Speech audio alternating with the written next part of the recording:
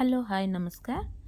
आज आम जवाहर नवोदय विद्यालय एंट्रेंस टेस्ट्र नवम पार्टी को डिस्कस करवा जोटा कि आमर मेंटल एबिलिटी टेस्ट्र। तो ये देखो क्वेश्चन पढ़ा। In question number 33 to 36 a question figure is given on the left side and 4 answer figures marked A B C D are given on the right side. तो आपनकर सब क्वेश्चन ने गोटे question figure left side रे अछि आउ चारिटा आपनकर आंसर फिगर्स अछि राइट साइड रे। Select the answer figure which can be formed from the cut out pieces given in the question figure।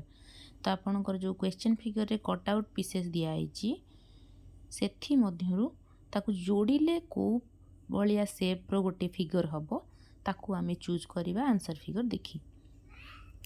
तो देखंतु क्वेश्चन नंबर 33 सेथिरे आपनकर तीनटा पार्ट अछि, गोटे ट्रायंगल अछि, गोटे स्क्वायर अछि आ गोटे मझिरे कट आउट पीस अछि। ताकू जदि आमे प्रॉपर वे रे जोड़िबा तो आपनकर फिगर आंसर फिगर डी हेई परिबो। तो डी होची यार सटीक उत्तर। सेमिति आपण क्वेश्चन नंबर 34 35 और 36 निजे करंतु एवं हमको कमेंट सेक्शन रे लिखि जणांतु तार उत्तर। आमे तार सटीक उत्तर टी आपनको शेयर करिवु। धन्यवाद।